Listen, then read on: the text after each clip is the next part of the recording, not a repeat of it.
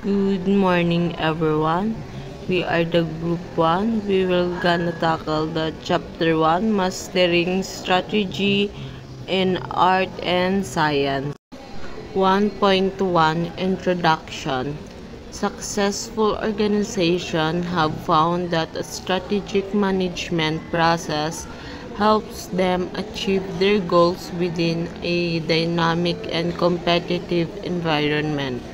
Strategic management is a comprehensive process designed for firms to best use their resources and capabilities to provide superior firm performance. Analysis of the external, competitive, and internal environments help shape the strategies that a firm pursues to be successful. Strategies are broad goals that, as accomplished, help the organization move forward toward its vision. Strategy formation goes back to ancient times, particularly used in warfare. Although not perfect, the strategic management process creates a framework for an organization to look outside of itself and set a course for success. The remaining chapters in this textbook walk students through this framework, providing tools for diagnosing the external, competitive, and internal environments, the development and implementation of strategies. The process should always be performed with a framework of corporate ethics and values to limit the temptation to cross the line where an organization should not go. 1.2 What is strategic management? Strategic management involves the utilization or plan allocation of resources to implement major initiatives taken by executives on behalf of stakeholders to improve performance of firms in an environment. Formal tools exist for understanding these relationships, and many of these tools are explained and applied in this book. But formal tools are not enough. Creativity is just as important to strategic management. Mastering strategy is therefore part art and part science. This introductory chapter is intended to enable students to understand what strategic management is and why it is important. Because strategy is a complex concept, we begin by explaining why strategy is, types of strategies, and the history and critique of strategic management are introduced. Lastly, students are presented with the process of strategic management that firm use. Defining strategy is not simple. Strategy is a complex concept that involves many different processes and activities within an organization. It involves goals and objectives that an organization needs to achieve to be successful in the marketplace. The development of these goals, however, requires a strategic management process to be done correctly and thoroughly. A strategy is typically a higher level, broad goal without a lot of specifics. It is long-term in nature. It provides the direction that an organization wants to move toward to be more successful. 1.3 Intended, Emergent, and Realized Strategy. The canal success could be threatened if transoceanic shipping were to cease or if a new canal were built. Both of these possibilities are extremely remote, however, so the Panama Canal appears to be guaranteed to have many customers for as long as anyone can see into the future. When an organization environment is stable and predictable, strategic planning can provide enough of a strategy for the organization to gain and maintain success. The executives leading the organization can simply create a plan and execute it, and they can be confident that their plan will not be undermined by changes over time. But as the consultant experience shows, only a few executives, such as the manager of the Panama Canal, enjoy a stable and predictable situation because change affects the strategy of almost all organizations. Understanding the concept of intended, emergent, and realized strategies is important. Will shown on Table 1.1. Also relevant are deliberate and unrealized strategy. The relationships among these five concepts are presented in Figure 1.3.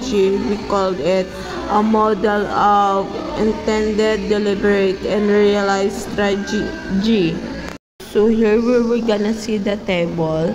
This is table 1.1, strategic planning and learning, intended, emergent, and realized strategy. So intended strategy belongs to David McConnell aspired to be a writer. When his book weren't selling, he decided to give out perfume as a gimmick. Second, when father and son Tim Scott and Don Rasmussen were fired from the New England Whalers, the invention a cable television network that focused on sport events in the state of Connecticut. And last, in 1977, a cash-strapped advertiser gave a radio station managed by Lowell Paxson 112 electronic can openers to pay of an overdue bill. The can openers were offered over the air for $9.95 and quickly sold out. Second, emergent strategy. First, the perfume McConnell gave out with these books were popular, inspiring the foundation of the California Perfume Company. Second, as the network becomes successful, ESPN has branched out beyond the local softball games and demolition derbies that were first broadcasted. Last, an idea emerged. Soon, the radio station featured a regular show called Suncoast Bargainers. In 1982, Paxson and a partner launched the Home Shopping Club on local cable television in Florida. And last, realized strategy. The company changed its name to Avon in 1939, and its direct marketing system remained popular for decades. Avon is now available online and retail outlets worldwide. Second, ESPN is now billed as the worldwide leader in sports, owning several ESPN affiliates as well as production of ESPN magazine, ESPN radio, and broadcasting for ABC. And last, the Home Shopping Network evolved into a retail powerhouse, selling on their own channel on televisions. With the increased popularity of online shopping and competitors like Amazon, their success has faltered. Intended strategy. An intended strategy is the strategy that an organization hopes to execute. Intended strategy are usually described in detail within an organization's strategic plan. When a strategic plan is created for a new venture, it is called a business plan. As an undergraduate student at Yale in 1965, Frederick Smith had to complete a business plan for a proposed company as a class project. His plan described a delivery system that would gain efficiency by routing packages through a central hub and then pass them to their destinations. A few years later, Smith started Federal Express or Funding Universe ND, a company whose strategy closely followed the plan laid out in his class project. FedEx has achieved a ranking among the world's most admired companies according to Fortune magazine. Certainly, Smith's intended strategy has worked out far better than even he could have dreamed. Emergent strategy. Emergent strategy has also played a role at Federal Express. An emergent strategy is an unplanned strategy that arises in response to unexpected opportunities and/or challenges. Sometimes emergent strategies result in disaster. In the mid-1980s, FedEx deviated from its intended strategy focused on package delivery to capitalize on an emerging technology of facsimiles or fax machines. The firm deployed a service called SAPMail that involved documents being sent electronically via fax machines between FedEx offices and then being delivered to customer office. FedEx executives hoped that SAPMail would be a success because it reduced the delivery time of a document from overnight to just a couple of hours. Unfortunately, the SAPMail system had many technical problems that frustrated customers. Even worse, FedEx failed to anticipate that many businesses would simply purchase their own fax machines. SAPMail was shut down and FedEx lost hundreds of millions of dollars following its failed emergent strategy. In retrospect, FedEx made a costly mistake by venturing outside of the domain that was central to its intended strategy or package and delivery. Emergent strategies can also lead to tremendous success. Southern Bloomer, a manufacturing company, was founded to make underwear for use in prisons and mental hospitals. Many managers of such institutions believe that the underwear made for retail markets by companies such as Calvin Klein and Hanes is simply not suitable for people under their care. Instead, underwear issued to prisoners needs to be sturdy and durable to withstand and standard rigors of prison activities and laundering.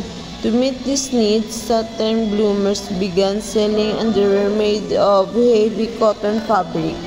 Realized strategy. A realized strategy is a strategy that an organization actually follows.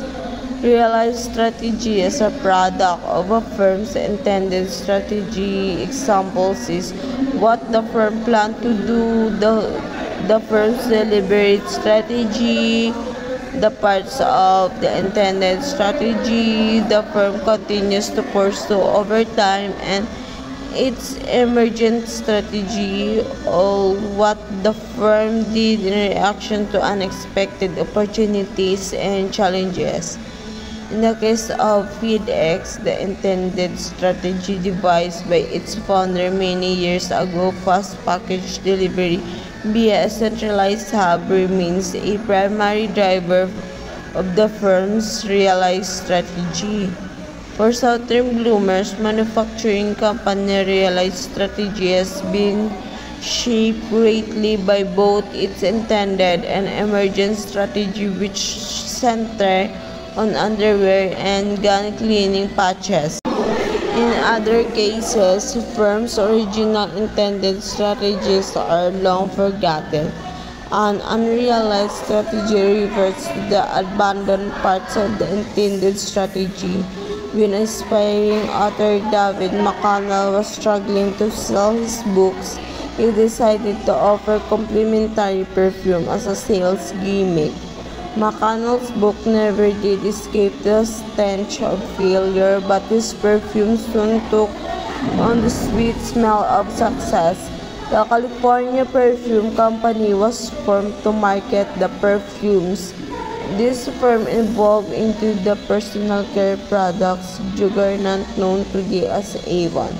For McConnell, his dream to be a successful writer was an unrealized strategy.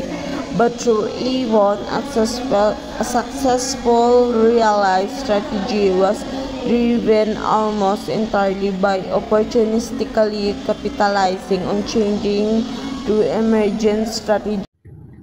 The history of strategic management. Those who cannot remember the past are condemned to repeat it.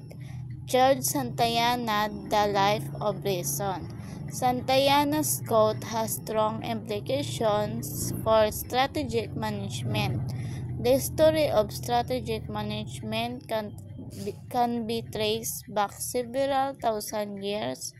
Great wisdom about strategy can be acquired by understanding the past, but ignoring the lessons of history can lead to costly strategic mistakes that could have been avoided.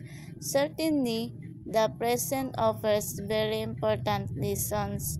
Businesses can gain knowledge about what strategies do and do not work by studying the current actions of other businesses, but this section discusses the less obvious sources of wisdom: 1. Strategy in ancient times, and 2. Military strategy. This section also briefly traces the development of strategic management as a field of study. Contemporary critique of strategic management. This book focuses attention on the widely accepted approaches that frame the contemporary practice and understanding of strategic management. The field of strategic management has always had its critics, and as with any academic discipline, this criticism has challenged the field to adapt and improve over time. Over time, both practitioners and scholars have voiced concerns about various areas of the strategic management process, and this section summarizes the general critics to deepen your own ability to critically consider the processes of strategic management in your own organizations and career. The kinds of concerns about strategic management differ depending upon who is voicing them. From the perspective of managers or executives, commonly expressed concerns target the high levels of investment required in order to get more benefit than cost from an effective strategic management process. For strategic management to be done well, it is typically a complex process that is high in cost, time, and difficulty. Further, some decision makers are skeptical of the ability of strategic management to achieve its goal to accurately anticipate an unknown future. Some critics go so far as to suggest that committing to a strategy may limit a firm's ability to respond to a changing environment when companies make future decisions on obsolete data. In the opening paragraph of Michael Raynor's best-selling book, The Strategy Paradox, he says, Most strategies are built on specific beliefs about the future. Unfortunately, the future is deeply unpredictable. Worse, the requirements of breakthrough such success demand implementing strategy in ways that make it impossible to adapt should the future not turn out as expected. The result is the strategy paradox. Strategies with the greatest possibility of success also have the greatest possibility of failure. In his book, Mr. Raynor goes on to discuss that survivorship bias is an issue because the strategies of firms that survive are evaluated more than those that fail. The issue of survivorship bias is a research area within the field of strategic management. Additionally, other strategy scholars raise concerns about how the dominant approaches to strategic management reinforce existing assumptions about power and inequalities within organizations. Example affecting gender, race, etc. and in the global market. Example, reproducing the same winners and losers. Some critics focus on the inadequacies of specific strategic tools or theories. For example, some scholars challenge existing firm-level resource-based approaches for its inability to adequately assess and capture changing contexts and capabilities. Resource-based approaches are introduced in Chapter 5.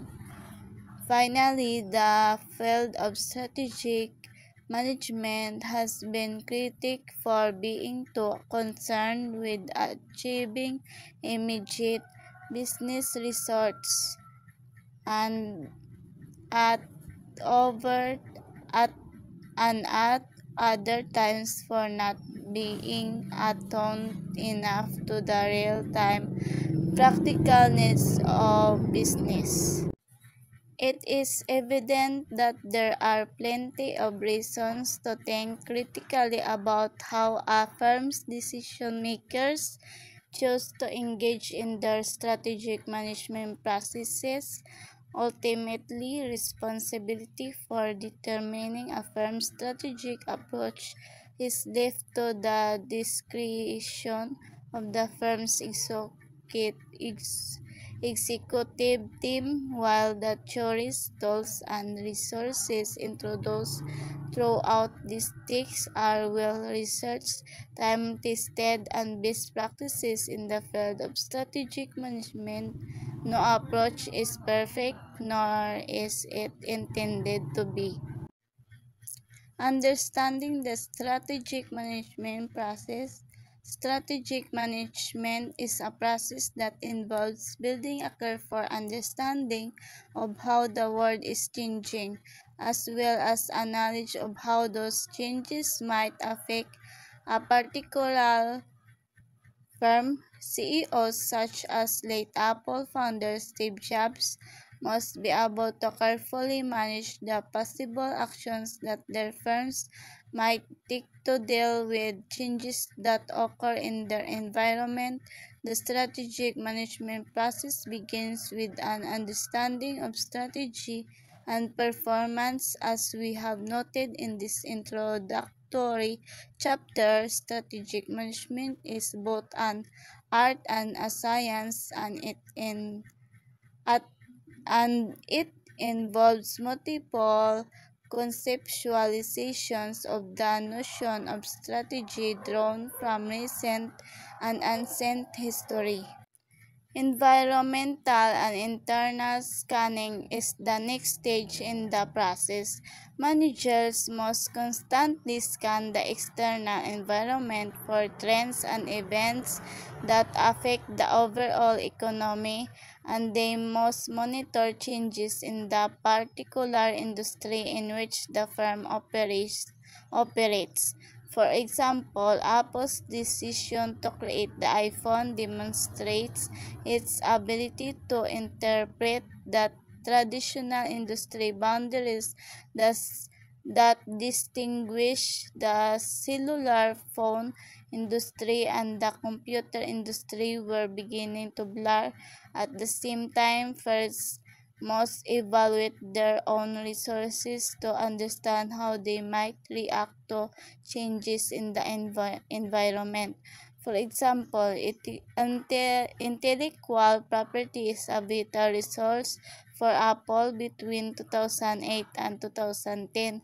Apple filed more than 350 cases with the U.S. Patent and Trademark Office to protect its use of such terms as Apple Pad and Safari Apple Inc.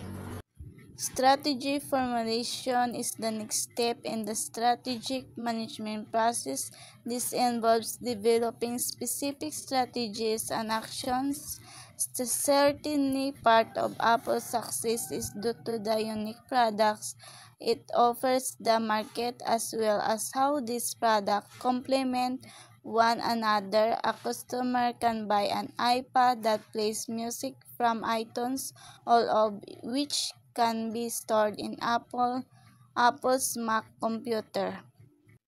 Conclusion. This chapter provides an overview of strategic management and strategy.